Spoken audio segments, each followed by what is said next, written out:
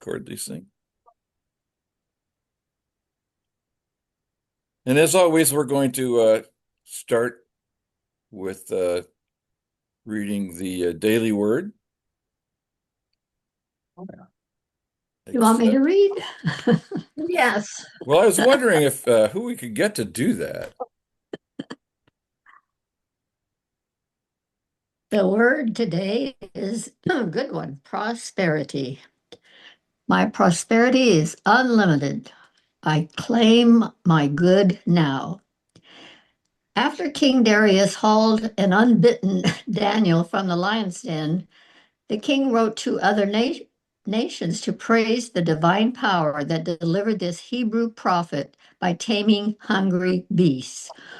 Overcome by divine goodness, Darius prayed for abundant prosperity among the people of the ancient world.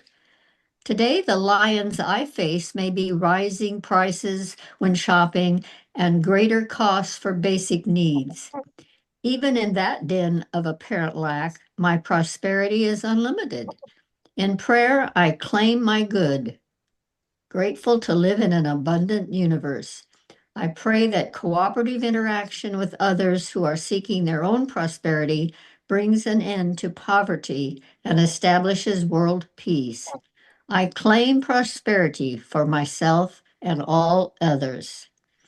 And from Daniel 6:25, then King Darius wrote to all peoples and nations of every language throughout the whole world, quote, may you have abundant prosperity. Yeah. Same to you all. Thank you. Thank you, Lillian. My prosperity is unlimited. I claim my good now. Let's affirm that together. My prosperity is unlimited. Unlimited. I claim my claim good, my now. good now. What a gorgeous picture. Yeah. Okay. Yeah. Yeah, it does. So can we see the lesson for overcoming on the screen? I can. Yes. Okay, good. I don't know where that is. I don't think you have it. Well, we may not have printed it out, Diane. Yeah. I just left it where you marked it. That's Okay. where I love it when we hear Diane and Veldon talk to each Yeah.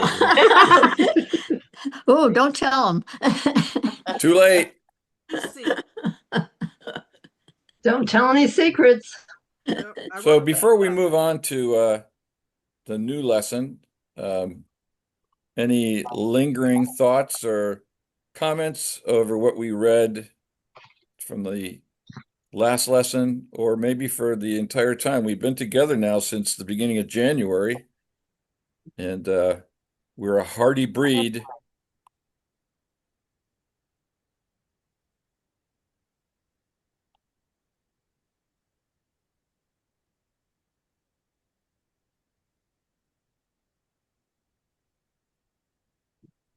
Okay, and we'll just jump into the first paragraph of the overcoming. Who would be willing to read? Let's just read the first couple paragraphs. I can do it. Oh, Leo's got his hand up. I see Leo. Okay, thank you. Why does man ever seek to exercise dominion? Number one, the idea that dominion was given to man in the beginning is so firmly implanted within every human being that each person is continually endeavoring to express it. He tries to surmount conditions and to gain mastery over them. He struggles with sorrow, disease, poverty, death, and all other adverse conditions because he feels, through his memory or past experience, that he ought to be master of conditions and ought to be able to order his life in harmony, health, and success. Spiritual understanding shows that such overcoming is possible, and it points the way. Past failures of the human family to demonstrate mastery over adverse conditions have come from the ignorance of not knowing how to master them. A right understanding and application of the Jesus Christ teaching is the way out of this ignorance because he exemplifies truth so completely that he becomes our way shower. By following his teachers, man may know the truth, John 8:32, and be set free from all conditions produced by ignorance. Jesus Christ came into the earth as a human being and demonstrated that he could overcome everything that seems to burden mankind. He revealed to all men that they could overcome as he did. He taught them how to do this and promised to help them along their way of overcoming. Because man has Oh, not realized. let's stop there, Leo. All right. Thank you. Let's stop there and see if there's any comments or thoughts or questions before we move on. I loved this one so much. I think I'm going to love the whole lesson because you know how sometimes you just read something and you think, "Oh my God, this is what I went through." And I I've studied around it, I think, with the Myrtle books and other things, but these lessons have a way of getting right to the heart of the matter. And I'll tell you what, when I got sick in 2017, I had been, I thought, a very spiritual person. And really, I certainly wasn't a foreign to the idea of all the unity ideas and, stuff. But my God, I was so scared. And I dived right into Western medicine. And I did anything those fools told me. And I went for 6 months and went to tests, and treatment. And they didn't know. I found out after they didn't know from the beginning, but nobody wants to say we don't know. And then I just came to a turning point where, because I was home in bed, I couldn't go to work. And I had read a lot of the Myrtle Fillmore stuff and Emily Cady and I just thought, oh, Janet, you've been on the wrong track here. You are putting your eggs in the wrong basket. And I canceled all the appointments that were coming up. And I thought, I am done with this trailing into Boston to listen to this crap. And I just decided I was going to be sick for as long as I was sick. And it changed everything. I didn't get better right away. I'm still not better. But I know I'll be better when it's God's timing. And when it's time for me for things to be different in the exterior, they will happen and it will be better. And while I'm waiting for that to happen, I just cannot weaken and think, oh, I just heard about this new person or new doctor or new something. And I just really resist it. And so I'm happy this whole chapter is maybe going to be about this kind of thing that we think we know best, but we don't. I don't. I don't mean to say we, I. So that's my share. Fair enough. Thank you, Yeah. Janet. Anybody else? Yeah, I would like to say not only Jesus of Nazareth became a way shower, we all have in it the ability to become a way shower for the people around us.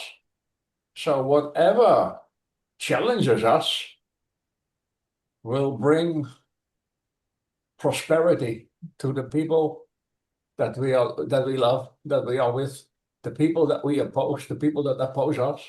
They will all progress because of the challenges we face right now. Thank you. Okay. Thank you.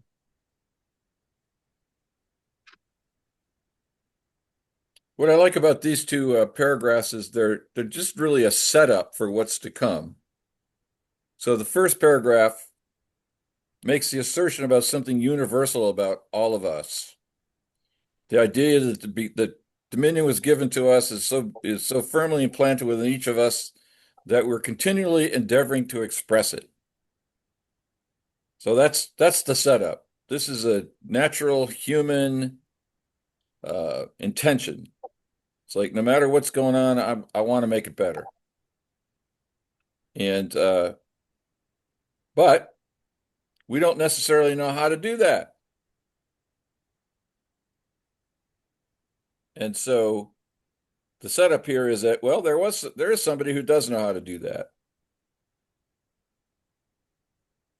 So Jesus taught us how to do this and promised to help us along our way of overcoming, but it doesn't tell us yet what that lesson is. So that's a setup for information to come, hopefully. Marty, can I read a little bit about from the annotation, the first Yeah, one? yeah. Um, so it's talking about in Genesis, we're told God created man in his own image, and the plan for him is perfection or manifestation of God's likeness. And then he talks about the fishes and the birds. And it comes down to saying need for dominion arises in man because he finds himself beset with adverse conditions in body or in estate. The need gives rise to a desire to master these conditions. Since the attention of the natural man, 1 Corinthians 2:14, is centered in the outer, he tries to gain dominion over persons, animals, and the forces of nature, and to bend them to his will. He is restless, unsatisfied, and dissatisfied until he turns his attention within his own being. Then he sees the beasts of the fields as the appetites and passions of his own fleshly bodies, fishes as his desires and emotions, and birds as his higher, freer thoughts. He attains mastery only through self discipline. He must achieve victory over his own lower nature. And that said a lot to me because What I does this, felt it. what does it say to you? It doesn't say anything, but I got the feeling came again of like, I am too young to be sick. I am too young to be retired. I am not going to lose my job in my house over whatever this is. I am going to fix it. And then I'd go a little sidebar and say, please, God, please help me to get better.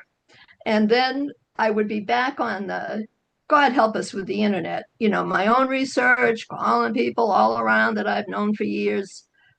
What do you think? What could it be? What can I tell the doctor? I was so willful and so determined that I was going to make myself better. And at no point did I let it go in the way Myrtle let it go and just waited. Waiting has never been my best thing. And sometimes waiting is exactly what you have to do. And and so I've been now at this 8 years, but in the 8 years, I have calmed down. And that to me is a real gift from God to not be always trying to figure it out.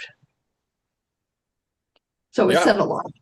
that that parallels what we're doing in our class on Monday night using Yeah. using Thich Nhat Hanh's book, Nothing to Do, Nowhere to Go. Yeah. Yeah, I've loved that too. Thank you. Anybody else before we move on?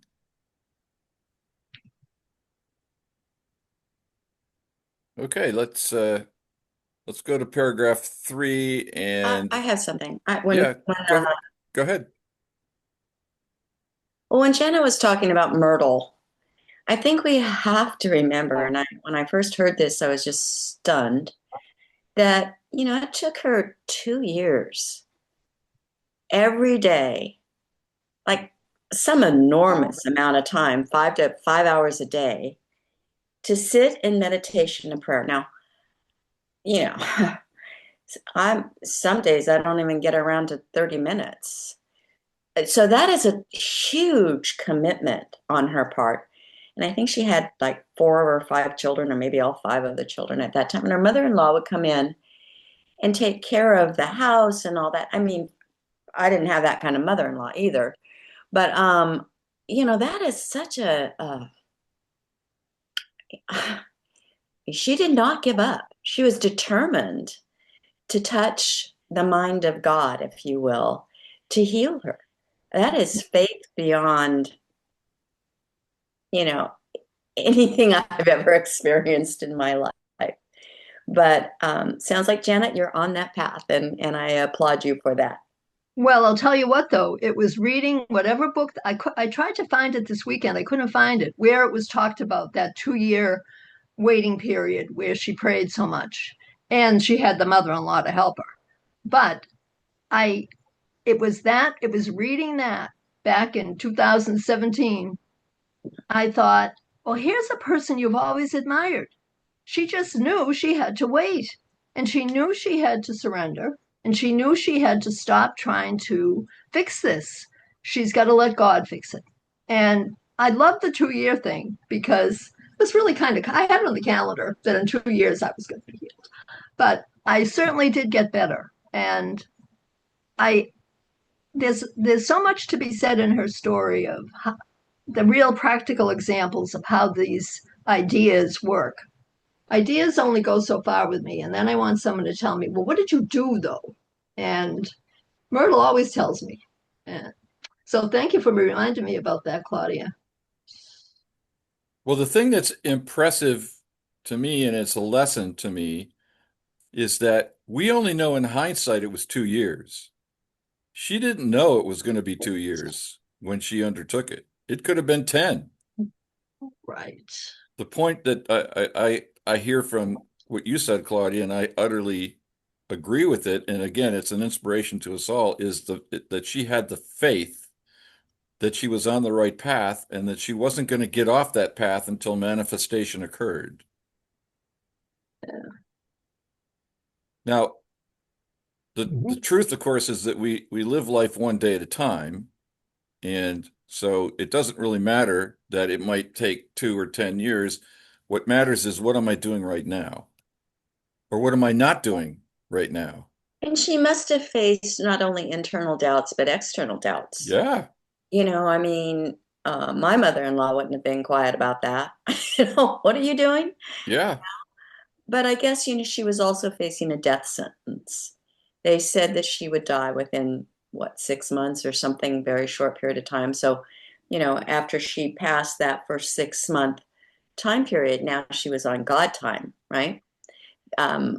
So maybe her family was more sympathetic to her commitment than, I mean, because there's, internal factors that criticize you, and then there's external factors that criticize your path.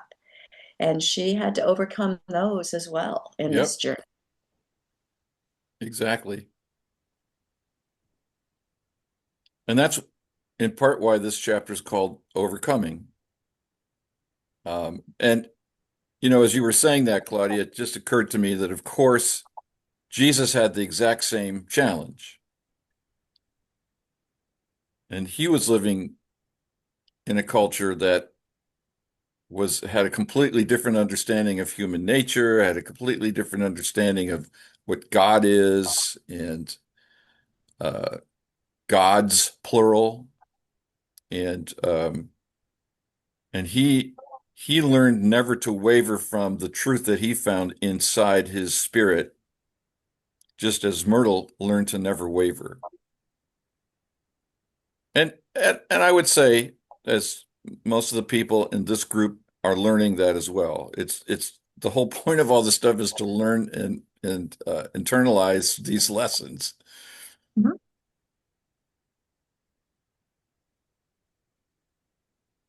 Who will read paragraph 3?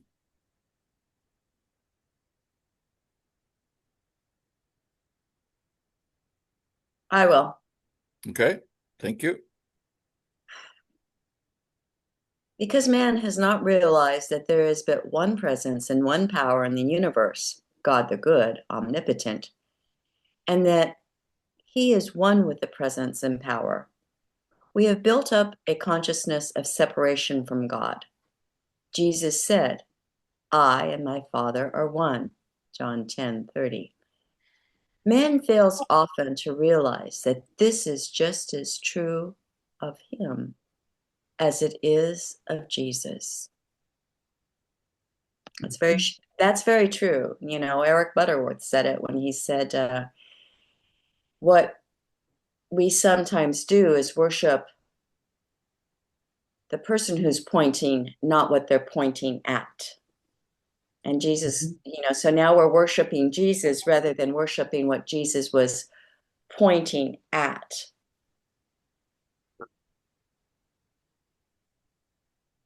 This goes back to the first paragraph here that we read that, I'm sorry, the second paragraph. Past failures of human family demonstrate mastery of his have come because of ignorance. We don't know how. And right here in this paragraph, I believe it summarizes everything that unity believes, which is the Father and I are one. And that I is not just Jesus, but it's the human I. In our languaging, we would say the Father and we are one. Or you would say, I am one with the Father. Right, but I'm emphasizing that I is not just Marty, but it's all 8 billion of us.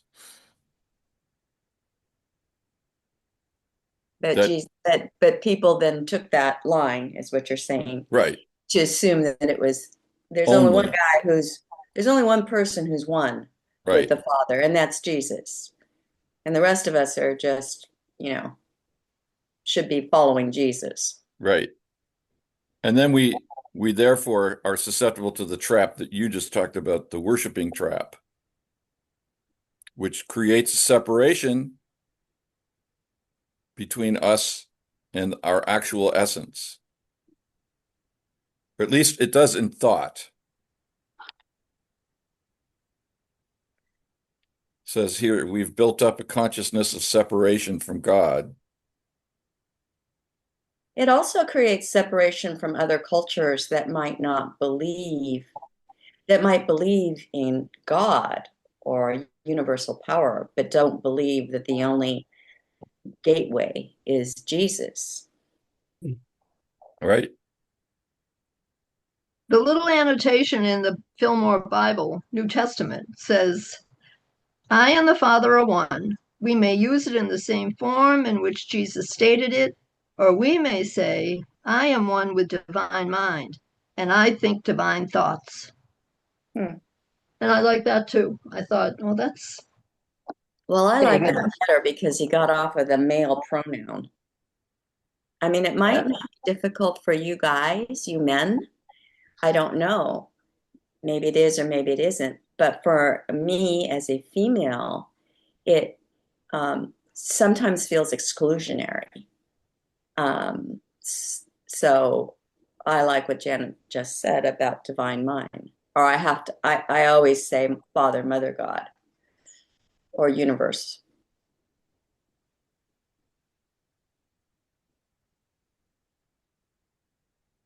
Anything else before we move on?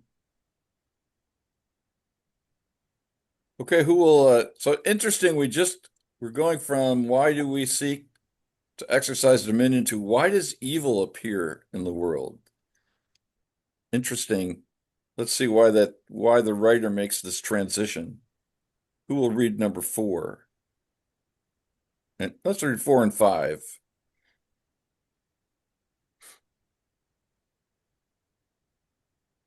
I can, if nobody's you. volunteering. Thank you. Well, you are somebody.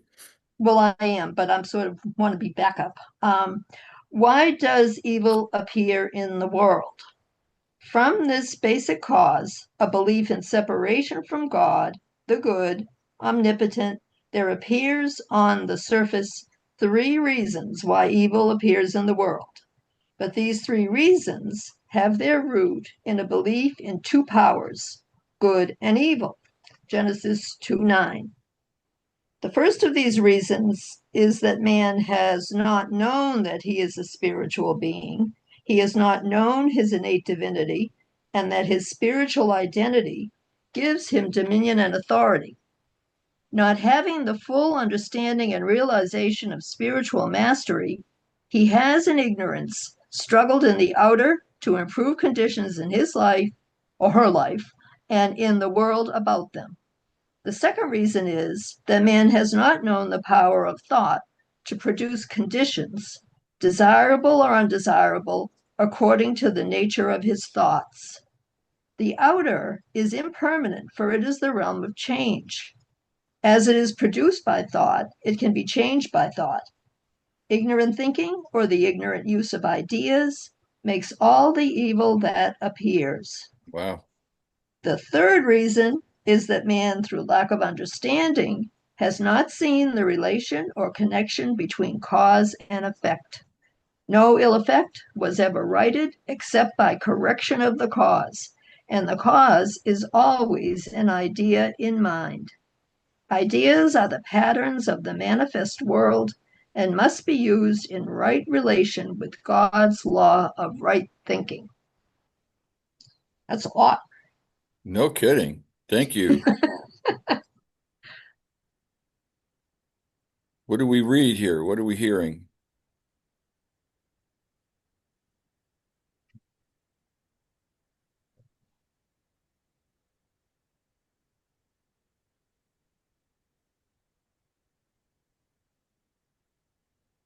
I'm hearing we've got an excuse. There seems to be some language here that's saying there's a reason why there's evil, and things we do are because we don't really know any better. But I'm not sure I exactly believe that. Is that what it says, Marty?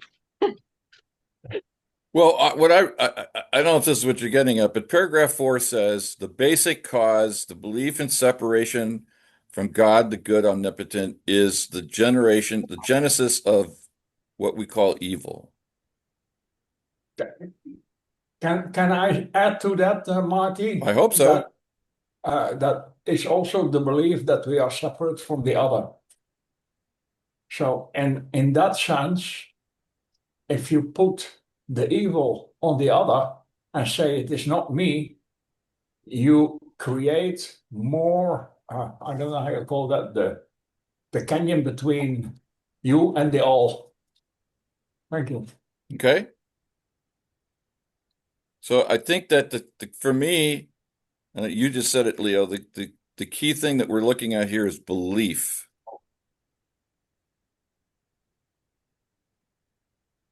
So in paragraph 3, we are told that when we have a set belief in separation from God, that's what is causing, which is the reason why we don't have dominion over poverty, illness, loneliness, fear.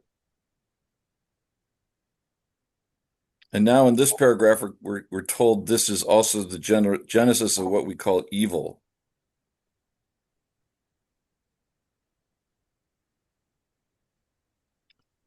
And then, of course, look at this. The first of the reason is lack of knowledge.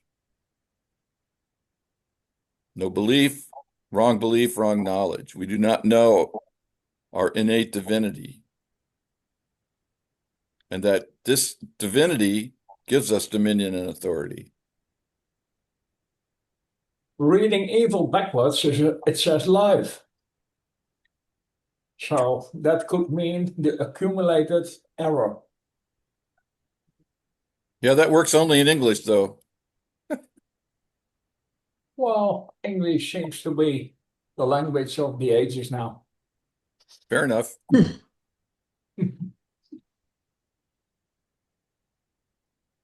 This is also interesting. I was hoping that somebody would pick up on this one. The outer is impermanent, for it is the realm of change. And outer as opposed to the inner here. How do we read that? What do we think about that?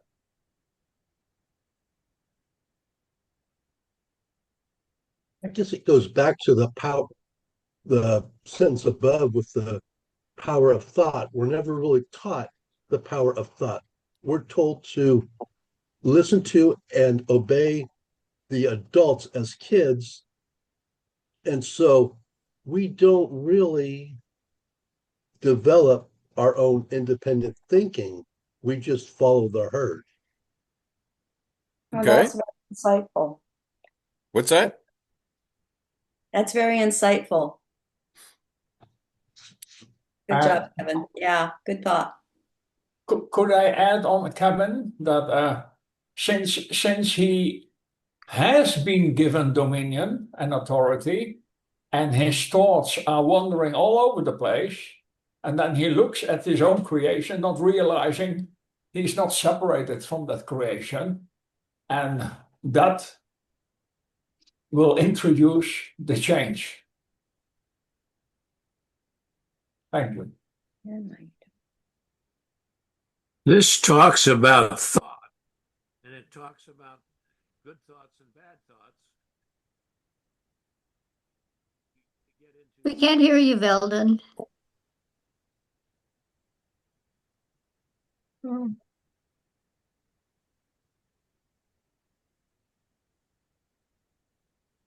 Can you try it again, Veldon? I'll put it in the chat. Yeah, again, your mic's not working, buddy. Hmm. How odd. It only works when they're talking to each other. Yeah. Maybe they need a new mic. You guys might consider getting a plug-in mic, a separate mic, so that you don't rely on your inner computer mic, which is it's just too variable. I Yeah. think some automatic mechanism is activated, and that is trying to balance the volume, and it's oversensitive. Yeah. And I believe you can put a how you say that, a link, something with when you start Zoom, you are invited to test your microphone, and in that section you can say yes or no to automatic volume.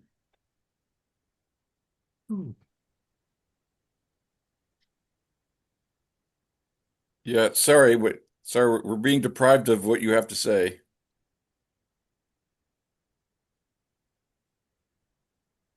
Well, he can't chat. I'm interested to know what everybody here, when in their lifetime did they cross the line to believe that the power of thought was really what steers the ship? Were these, like, maybe Diane knows this, being raised up in unity? Were you taught that as a child? What? Oh, she can't talk. Oh, Taught what? I can hear you now. About the Okay. power of thought. The thought, this core teaching of all things Fillmore or Unity, whatever, that thoughts are things, thoughts are creating the conditions. I grew up with that. That was just common knowledge in my family. We always said that, especially my grandmother. Well, that's pretty special. I think, So I didn't realize it at the time, but I appreciate it now. And yeah, increasing- my mother was the most spiritual person in the world in her, in her world. But that idea would not have, it would have had no content. She wanted to call the priest, go to see the priest, go to church, and she believed that the help she needed was going to come from up there, but that for her to be, that's why I think her life was so tragic, because she didn't believe there was anything coming from inside herself. And she didn't teach it to me either. It was, oh, if you have trouble, go down to the church, talk to the priest. And this, and to think that I've gotten this old, I didn't really start understanding this until I met Mark Hicks and started reading some stuff and thinking about this, and then comparing it to what I had admired about Myrtle and Emily Cady, thinking, well, that's what they're talking about. It's all, everything in the Lessons in Truth is about what you're thinking. And it really has been an eye opener to me for my age and stage of life. And I'm really grateful for it, because I'd fold like in a minute if something was wrong, physically, emotionally. I'd just fold. But I'd pray, but I never was bringing it back to myself as coming from up here. Uh, I came into it when I was about 15, but I didn't come into it through God. I came in through it from the sense of not quite magic, but along those lines, because there's so many other teachings out there about manifestations that don't necessarily tie into God. So, that was an interesting question, is when did you come into it? But I didn't tie it to these teachings until I came to unity. I just, I don't know. I don't know. That's an interesting question. When did you first realize that you could manifest things and create things? I might have even been younger, but I didn't know what I was doing at that point in time. But at 15 or 16, I pretty much figured out what I was doing. And you didn't think it was prayers being answered from you or your family or anyone? You thought it was No, coming because from. my family wasn't religious, and I didn't know that that's what you did with God. So, That's I interesting. it's just, a whole different pathway up the mountain, as Grandma Annie would say. A good one. Yeah.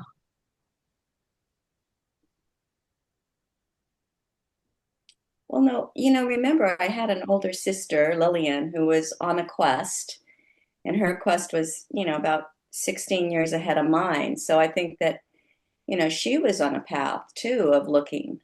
So we had a shared path, but, it wasn't until a little bit down that path that I found unity and she joined me. Well, I told you about unity because I learned of it when I was in Toastmasters in Vacaville. We had a gal come and tell us about her experience with unity in Woodland. And then I told you, Claudia, and then you found unity because of what did they have? They had something going, some classes going. I don't remember it being you, Lillian. I remember it being Bill. And the story is that I was reading Marilyn Ferguson's The Aquarian Conspiracy, and I also was just separating from my first husband. And I really was enjoying the book. And he said, "Well, you ought to go to this church." And I said, "Well, you ought to go to this church." That was how contentious that was. And but I did go to that church. But I don't recall. Maybe I was just getting it. Maybe it was a sign. I was getting it from different directions. Was it a unity church you went Yeah, to? Oh, yeah. and Lillian was already there. No, I had heard about it, but Vacaville didn't have a unity church. But I remember telling Claudia about it. In fact, we had gone on a trip, and I remember I was I was praying about I didn't want to wear glasses, but my vision was needing something like that. And so I was praying about good vision without glasses. Claudia, do you remember something about I found under a hotel bed? No, you weren't praying about good vision about glasses. You were complaining about your vision. And I said, "Well, just pray on it." And she found glasses under the hotel bed. So she was like, Yeah, that's so we laughed. it's not, she wasn't. Then later, I think you said, "Well, I didn't want glasses. You found the glasses, but I didn't want the glasses." So you got to be specific in your prayers. Yeah. Then I learned about the contact lenses that yeah, that was a new idea of a contact lens. Anyway, it was great.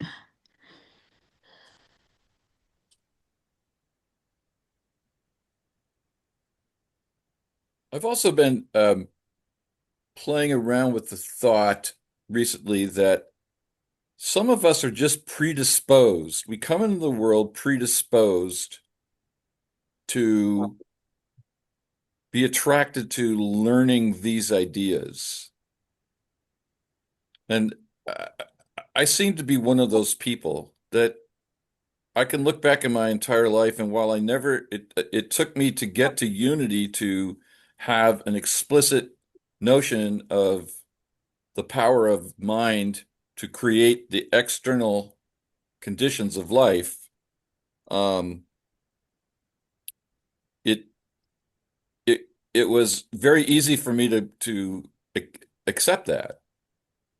It wasn't like I had to struggle with it. I mean, I've met people who fight that. They just don't want to believe that they have that they are Christ-like and have that power. And They're responsible. That's what I come upon people. They don't want to have any part in it. That's yeah, the Catholics that I know. They want yeah. God to take care of it. And I just am willing to consider the possibility that we're all predisposed in certain ways about these ideas. Some of us are predisposed to grasp them and agree with them, and some of us are predisposed to fight them and disagree and argue. And there's no right way. I mean, everybody's human. Everybody's born with this idea that we can still have dominion. Um, and again, that's what I was getting at earlier. My comment about Jesus and his time is that he's he's offering us uh, a way to exercise our already innate, inborn human slash divine power of dominion through consciousness, through conscious application of the unity and the world in which he's making this proclamation doesn't get it. It doesn't get it. And for 2,000 years, the most of us have still not gotten it. So clearly it's a something built into us as humans resists this idea. And that's why this chapter is called Overcoming, because the question is, how do we overcome that resistance? Do you believe in reincarnation, Marty? Do you believe What if the soul keeps coming around, uh that your soul that you have now is here for a new lifetime, but it was here before? uh not really. Okay. Oh, that's interesting. I do, Janet. Oh, I good. And I strongly believe in reincarnation, and I believe that Jesus believed in reincarnation Yeah. because Judaism at the time believed in reincarnation. And that to me, when you were talking, Marty, for me, explains, part of the reason why I'm here and somewhat receptive, very receptive to the soul's growth and to the exploration. And I think with reincarnation, a lot of times people focus on uh, bad karma and blah blah blah. I don't believe in karma the way that you know, conventional popular thought looks at it. Um, but I do believe in reincarnation and the soul's evolution upward. That Yeah. it's like school. It's like I might be in fourth grade now. I'm not sure. Maybe I'm in eighth grade. Maybe I I'm think in I high could school. get Maybe that I'm back. almost done. I don't think I'm almost done though. The acknowledgement of reincarnation. He said it was no advantage to be born again and again, but rather it was to be considered an opportunity for additional spiritual growth that you needed. And so he didn't have any problem with it. And that was his position. I've got his Who said that? Charles? absolutely. I have his leaflet on it, on the life after and what is the purpose of reincarnation? It's another opportunity for spiritual growth, but it is not necessary nor desirable particularly. It's just an opportunity for your soul. That was the way he put it. I'm not hearing you, Diane. Sorry. She said she's quoting Fillmore, and she said that he said it's not necessary, but it's an opportunity for your soul to experience growth if that's what the soul wants. Yeah. Well, that makes And she said that there's a pamphlet, I assume it's available on Truth Unity, about reincarnation from Charles Fillmore. well. I know it so surely that like that's the kind of thing I wouldn't go to look for to read because it doesn't really matter. I just know it to be true, and I know that this is the things that open up in our lives are just so mapped out as a for a sole purpose, and that's I've talked about it here about really fighting my personality more so as I get older. Like my personality has really taken a, it's been very bossy, and I'm really trying to like relax and just say, okay, what's supposed to happen here? And I'll tell you what, last night I've been willful. I've been thinking I needed to be part of this online group. I've been going, and in it was about 10 minutes before the end, I got so sick. I was nauseous. I was dizzy. I thought, oh my God, what's happening? And then I thought, hello, Janet, you're not supposed to be here. You've been coming to this even though you've been being told waste of time, don't do it.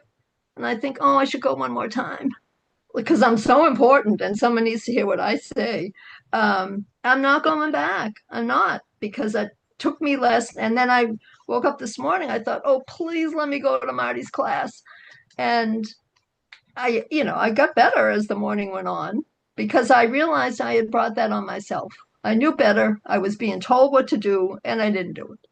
So there, I've given it up to you guys, and I'm going to try to listen to the messages I get, not have a better answer. Well, that seems to fit this sentence here is what you produce by thought can be changed by thought. Mm-hmm.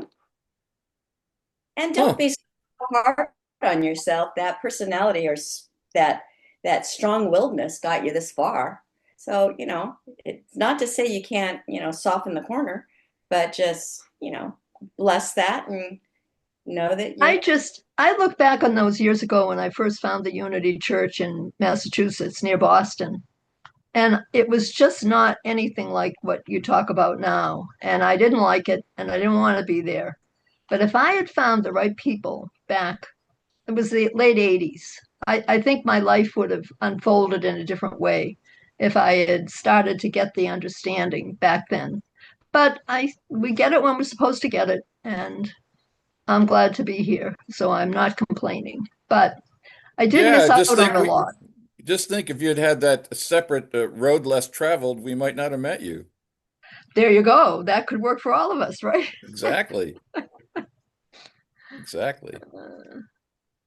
Let's see if we can get a couple more paragraphs in before our time is up. Who would read paragraph 6 and 7? I will. Oh, go ahead, Leo. Thank you. Because some persons have experienced effects for which there seems to be no corresponding thoughts, these persons have doubted that the effect originated in mind. They have looked only in the outer realm. There is a phase of mind called the subconscious. Every idea that has ever been thought about in the conscious phase of mind, the realm of thinking, sinks into memory and remains, even though no longer held in the conscious phase of mind. Past thoughts gather about some central nucleus or central point, like attracting like, and form states of mind which constitute and build soul consciousness. The character of these states of mind is determined by the character of the dominant thought. The formed states of mind make up what is called the subconscious phase of mind, and, in a certain sense, they work independently of the conscious phase of mind. Once established by our acceptance and belief, they continue to work according to their character. For instance, in sleep, the subconscious carries on breathing, digesting, and circulation. These functions are carried on harmoniously or inharmoniously, according to the past thinking that has become habitual. Thank you.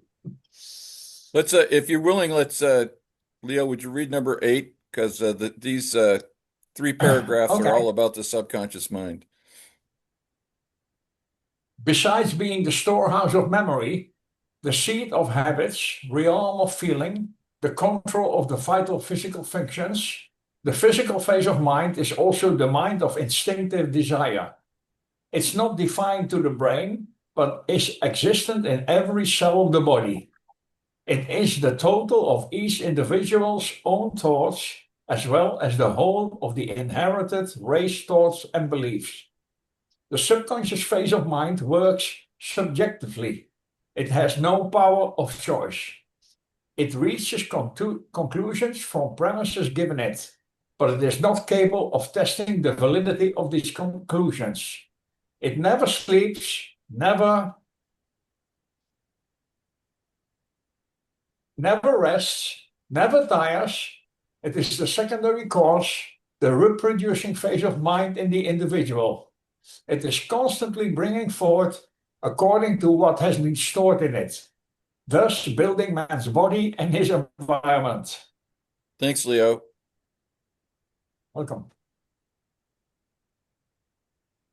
Well, that's the secret of the universe. What is? When you say that, what do you mean that is the secret? Well, when I first understood this, my eyes got open, and every encounter after that became a challenge. Not at first immediately recognized always, sometimes just in retrospect, but after understanding all of this, I started to learning really. That parallels my own experience. I had, until I got, actually, when I got involved with the intentional living process that I work at as much as I work at this stuff, which taught me about the subconscious mind, I had no idea.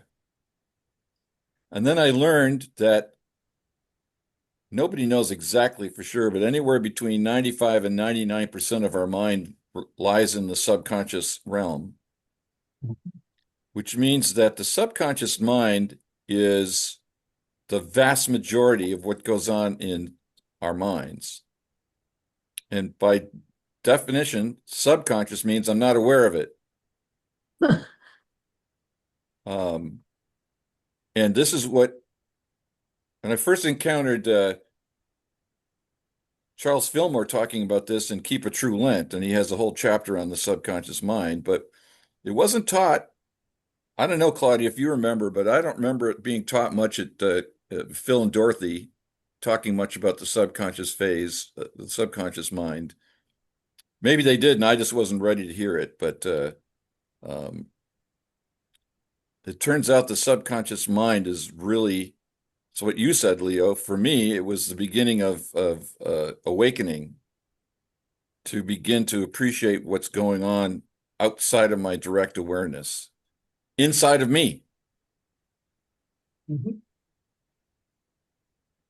Agree. then the sad part of it is that whatever is being built in there from womb to at least 10 years old is now, that is my personality, is my subconscious. The things I was trained to take care of, to look into, to be part of from the subconscious way back is what I created. My personality was created from that. And it doesn't make it right, and it doesn't make it good, but it was coming from learned experience that gets stuffed away, and no one is saying, let's sit down now and talk about this. And so it doesn't come from nowhere. How you see the world and how you behave in the world does not come from nowhere. It comes from your own experience, I believe, in those pretty much early years. Because once you get into being a teenager, your conscious mind is also working overtime, and maybe not spiritually, but it's calculating what's happening. And until I understood this, I thought, God, how did you turn out to be like this? You're not like your mother, you're not like your father, you're just kind of crazy. And it was, there was a reason. And when I finally found the right therapist that was able to help me figure out what those reasons were, that's when I was ready to let it go and say, well, that's not me. I don't need to be like that. So it's a very important subject, I think. I'm surprised that it doesn't come up more in Fillmore stuff. Well, it comes Can I up add a to lot. that, Janet? Can I add something to you, Janet? Oh, Because always, Leo, always. thank you. The thing is, how I see my first years is being adapted to this world. Because if I would behave in my true essence, I would be killed in this world. Mhm. So my father and mother taught me to survive. Mhm. Unfortunately, the Chinese say that you burn it in memory, but they have a very nice verb for that. They call it brushing, like you do with a painting, brushing. So the more you brush, the deeper it comes in, and the more it is established in the collection of experiences that we gather in this lifetime. And apparently, a lot of that stuff goes in and we never think about it anymore, but still it directs almost all our decisions during the day. And that is when, like you said, you start to realize, oh, if I can redirect all these ideas, then we're getting somewhere. Thank you. Mhm. Thank you, Yeah. Leo. Claudia, The- you were going to say something? yeah, I was going to say that, yeah, to your point, Marty, yeah, I don't really recall Phil and Dorothy doing a lot of lessons on it, but I do remember taking classes at Christ Unity that dealt with it. And I think Lynn Kovar was somebody who was really into it because Okay. he was. But I was also going to say, the Unity person who really deals with this a lot is Emily Cady, in Mhm. her books. And she really does talk about the conscious, the subconscious, and the higher conscious mind, and, what aspects there are of each of them and where you are at any point in time. And how I translated it is, where am I at any point in time in my day? Check in with myself, because I'm, often in the subconscious, not in the conscious. Be in the moment, be present. And then to your point, Janet, I guess I've always felt that part of my personality attributes relate in part to my past lives. Mhm. So, Yeah. I am like my siblings, but I'm not like my siblings in some ways. And Mhm. so, anyway, This is a powerful topic, and I'd like to. We're coming to the end of our time together, so I'd like to make a commitment that we'll pick up here and continue to explore this. And anybody, what's it say here? It says preserving Where are you? preserving the unity of soul and body, reincarnation. That's the pamphlet. Thank you. Oh, Hmm. let's read the annotations next week too about the subconscious, Yeah, so that okay, I can good. hear what you think. And Diane and Veldon, get a new microphone. Please. and I want to point out that Fillmore leaned heavily on Emily Cady's writings. The Fillmores found her of like-mindedness.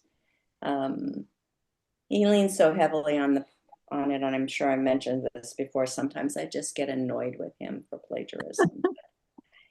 It's all thoughts are out in the universe, I guess. Well, I've never read any of his books, so I'm a rookie. I got all I needed from that other group, and I thought this is enough.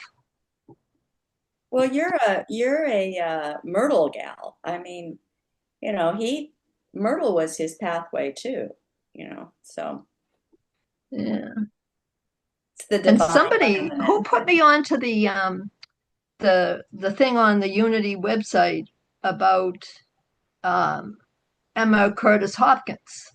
Someone named Rankin. Rankin did a 6-part series about her, and whoever he is like, whoa.